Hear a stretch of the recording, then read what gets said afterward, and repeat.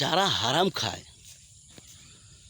যারা হারাম খায় তাদের শরীর জান্নাতে প্রবেশ করিবে না। হারাম ভক্ষণকারী জান্নাতে প্রবেশ করিবে না। আমরা তো হারাম খাওয়ার জন্যই পাগল। কেবল হারাম খাওয়ার জন্য আমরা কিস্তি তুলি, আমরা সুদে টাকা নেই, ঘুষ দিই, তারপর আমাদের টাকা দরকার। আল্লাহ তো আপনাকে দুনিয়াতে পাঠাইছে, আপনার খাবারের ব্যবস্থা আল্লাহ অবশ্যই করবে। এই কথাই বলছে যে একমাত্র তাহাক্কুল করো আল্লাহর উপর। যদি তুমি আল্লাহর উপর পুরোপুরি তাহাক্কুল করো তাহলে খাওয়াইবো তোমাকে আল্লাহ, পড়াইবো তোমাকে আল্লাহ, সব কিছু করবো তোমাকে আল্লাহ। তখন খাওয়াইবো আল্লাহ, পড়াইবো আল্লাহ। এই তাহাক্কুল যদি তুমি করো তাহলে আল্লাহ তোমাকে খাওয়াইবো, আল্লাহ তোমাকে পড়াইবো। তবে এক লোকে বলতেছে, হুজুরা খালি করে আল্লাহ খাওয়ায়, আল্লাহ পড়ায়, আল্লাহ সব কিছু করে, আজকে আমি খাবো না, দেখি আল্লাহ আমাকে কিভাবে খাওয়ায়। তখন ওই ছেলেটা বাড়িতে গেছে নামাজ পড়া জোহরের। তো সে মার কাছে বলতেছে, মা আমি আজকে খাবো না, আল্লাহ আমাকে বেলে খাওয়াইবো, দেখি আল্লাহ আমাকে কিভাবে খাওয়ায়, আমি খাবো না। তখন ওই ছেলেটা মার কাছ থেকে খানা আর খায় নাই। মায়ের আনছিল কিছু বিরিয়ানি, ওই বিরিয়ানি আর খায় না। মার তো চিন্তা, ছেলে যদি না খায় তো মা ওদের খেতে পারে না। তখন ওই ছেলেটা বাড়িতে বারে বারে ব্যাঘাতটা করতেছে দেখা ওই বাড়ির থেকে বের হয়ে সে জঙ্গলে চলে গেছে, যাতে তাকে কোনো ডিস্টার্ব না করে, যে খাওয়ার জন্য আল্লাহ তাকে খাওয়াইবে বলে, দেখি আল্লাহ কিভাবে খাওয়ায়। তখন তার মায় বলতেছে, বাবা যদি তুই মুখে না নেস আল্লাহ মুখের ভিতরে দিবি, তুই খা, মুখের ভিতরে দিয়ে আল্লাহ তারপরে ভিতরে নিবে। কয় না মা, দেখি আল্লাহ আমাকে কীভাবে খাওয়ায়। হুজুরা কয় আল্লাহ খাওয়ায়, আল্লাহ পরে আল্লাহ সব কিছু করে, তাহলে আমি কি করি?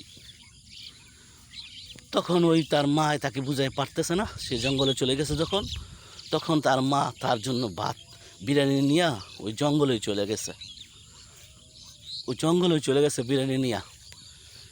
তখন বিরিয়ানি নিয়ে যখন জঙ্গলে চলে গেছে, ওই জঙ্গলের গাছের উপর উঠা তার সন্তান বসে রয়েছে।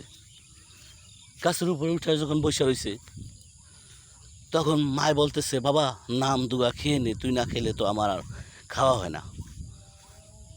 তখন ওই সন্তান বলে, না মা আমি খাবো না, আমাকে ডাক দিবা না, যদি ডাক দাও গাছ থেকে পড়ে আমি মারা যাব।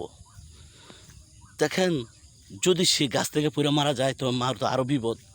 না খাই হলে তো গাছে থাকুক, তারপরে আমি খানাটা বাইন্দা দিয়া যাই, খানাটা গাছও বাইদা দিয়া যাই, তো খিদা লাগলো অবশ্যই খাইব। কিন্তু সে তো খেলো না। রাত 10টা 11টা 12টা 1টা বেজে গেল। তখন ওই জঙ্গলের ভিতরে কিছু ডাকাত এলো। ডাকাতের আইসা বলতেছে, আমরা এই গ্রামে ডাকাতি করবো, এই গ্রামে ডাকাতি করবো, এই গ্রামে ডাকাতি করবো।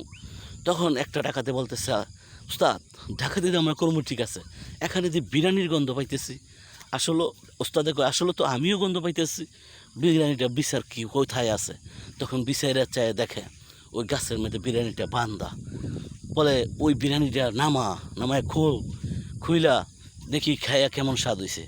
তখন এক ডাকাইতে কয়, ওস্তাদ বড়টাই কয় যে দেখ, এই বিরিয়ানিটা যে আমরা খামু, এই বিরিয়ানিটা যদি বিষ দিয়ে থাকে তাহলে আমরা মরমু। আর এন যেই লোকটা আছে সে জানাই দিব সবাই গ্রামের যে আমি 6-7 ডাকাত মেরে ফেলাইছি, আসেন আমাকে পুরস্কার দিবে সরকারে। কিন্তু ওই লোকটা এখানেই আছে, তোরা খাইস না, ওই লোকটার ধরে নিয়ে আয়।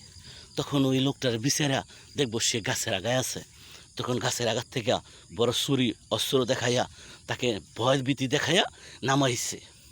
নামানোর পরে বলছে, তুমি আগে খাইবা, তারপরে আমরা খাবো। যদি বিষ না থাকে আমরা খাবো, আর যদি বিষ থাকে তুমি খাইয়া মরে গেলে আমরা আর খাবো না। তখন ওই লোকটায় কয়, না আল্লাহ বেলা আমার খাওয়াইবো, দেখি আল্লাহ আমাকে কেমনে খাওয়ায়, দেখি আল্লাহ আমাকে কেমনে পড়ায়। আল্লাহ আমাকে খাওয়াইতে পারবে না, আল্লাহ আমাকে পড়াইতে পারবে না। ওই তুই দেখস না আমরা ডাকাই, আমগুলো আর আল্লাহর নাম লইলে কোন বেল আছে? হ্যাঁ, তাড়াতাড়ি খায় না। পরে ঠাস করে দিছে একটা লাত্তি দিছে, ওরে আপদা পড়ছে খাবারের সামনে, কিন্তু তারপরেও খায় না। পরে তাদের কাছে যেই ছুরির আচার ছিল, ওই আচারটা দিছে গাদির মধ্যে একটা গুতা দিছে, ওরে আপ্পায় খাওয়া শুরু করছে। তো দেখেন, আল্লাহ কিন্তু খাওয়াইছে, তার লাত্তিও দিছে, গুতাও দিছে, তারপরে সে কিন্তু খাইছে।